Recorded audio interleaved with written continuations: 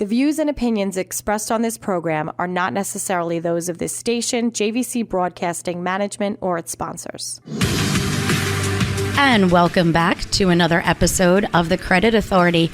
Once again, I am your host, Rhonda Kulch, and I am so glad that you tuned in today. Before we start our segments, we always like to thank our sponsors. So big shout out to Equity First. If you are experiencing credit and or financial challenges, either for yourself or for your business, consider reaching out to any one of their trained professionals. They are bilingual, nationwide, and waiting for your call. They can be reached at 631-714-4822. And now that we got that out of the way, we are so excited to bring on our first guest. My friend Gary has been a guest on the show before, and I am so glad that he's taking a few minutes to come back on again. So welcome my friend Gary Bierfriend, who is the founder of the Hampton Cannabis Expo. How are you? Hey, Rhonda. Thanks for having me. This is Gary Bierfriend talking about the Hampton Cannabis Expo 6th annual show on Friday, August 18th, canxpo.com. I love it. So, a lot of times when we hear cannabis, it's this big taboo. And I know that this event for you is so important. And I would love for you to describe the types of vendors and people that attend the Cannabis Expo every year. Yeah, thank you. Well, this is a professional show for the legal industry. It focuses on medical, wellness, and recreational use as a better alternative towards vices that Americans and people globally have dealt with over many years. They're serious-minded professionals that are looking to commercialize or invest in the industry, and present will be many government officials from New York State who regulate the industry, so it's a very highbrow event. When people come to the expo, what are they going to gain? Like when you put this together, what is it that you are hoping that the people that attend walk away with?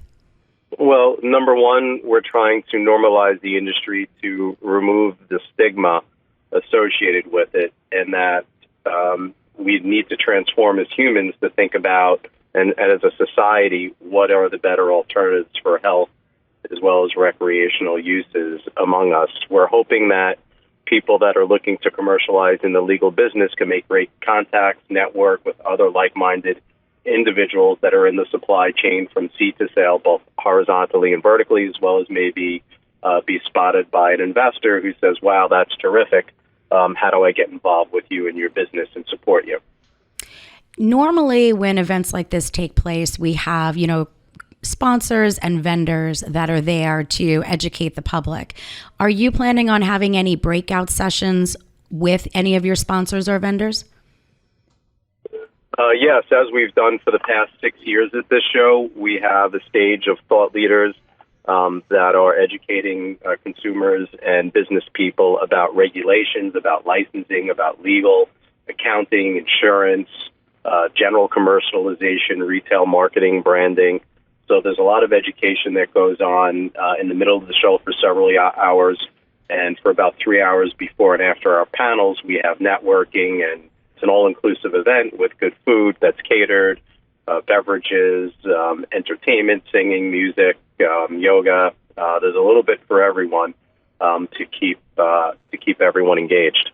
Now, obviously, when we speak about cannabis, my next question is, would you consider this to be a family-friendly event, or is this something adult only? Well, it's 18 and above type of event, and it's a lot more civilized than going to a typical bar on a regular night. It's very genteel, and it is ideal for someone to come with their significant other, thinking about it as going to a polo event or golf outing. It's an indoor and outdoor event, not inside an antiseptic, sterile exhibit hall. It's grass, trees, indoor comfort and amenities at a giant restaurant and catering hall with plenty of outdoor space. So it's couple friendly, but not something that children would be running around a playground at. Now, I know we've had you on the show before, and this is your 6th annual event. Tell us a little bit about your journey and how you've been making upgrades and changes from year to year. Well, the journey for the show has evolved over the years as the commercialization of the industry has matured and evolved. For example, 6-7 years ago when I started these shows, my audience was 100% investors excited to capitalize and profit on prohibition, to get involved early as seed investors in these cannabis companies. Over the years, as they've been managing their investments, the investors have been sitting back, and the people that are in business are now looking to commercialize and network with other partners in the supply chain to distribute their products and sales, and then maybe raising debt capital now that they're mature and have went through their seed capital. So it's now 5% investors and 95% operators B2B, and we're looking to expand that because the market has been challenged over the past year, and investment schematics are a lot more wise for investors to get in at this point, and the market is poised to rebound now and go ahead. A year ago, July, when interest rates started to spike, many growth industries, such as the cannabis industry, struggled, but now we're turning the corner and things are looking brighter. Now, obviously, when somebody is looking to create an expo and put something out on demonstration like yourself, give us a little idea about your background and how you got started and why it was important for you to create this expo. Yeah, my background, I've been an attorney for 30 years. I took a mortgage REIT public about 20 years ago, sold it to a global bank where I was promoted to the head of Americas for credit and lending.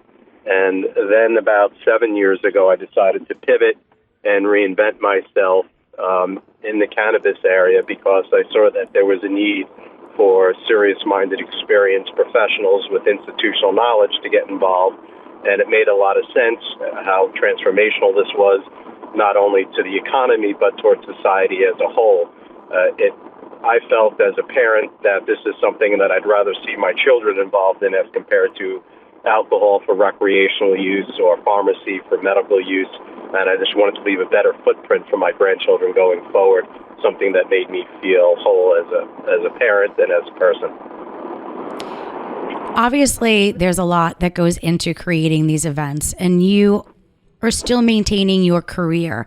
How does this expo help you advance in your career? And is this something that you recommend to other people to consider doing in other geographic areas of, the United States?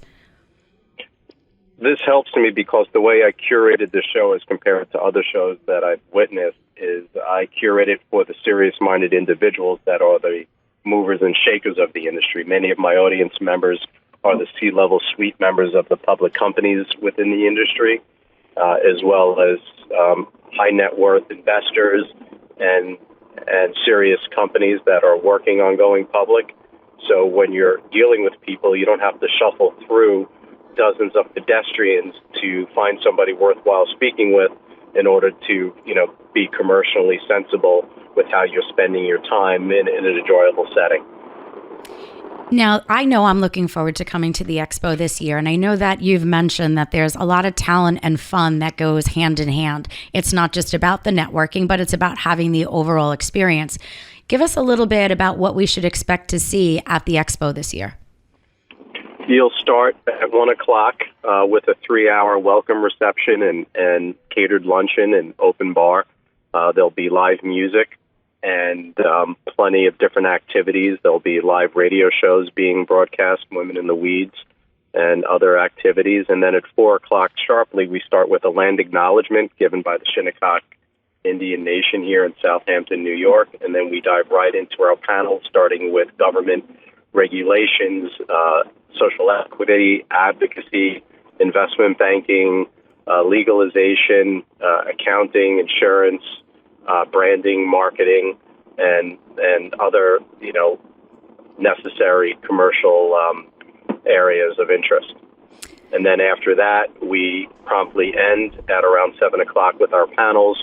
We start a kickoff cocktail hour and hors d'oeuvre, followed by at 8 p.m. after party and dinner.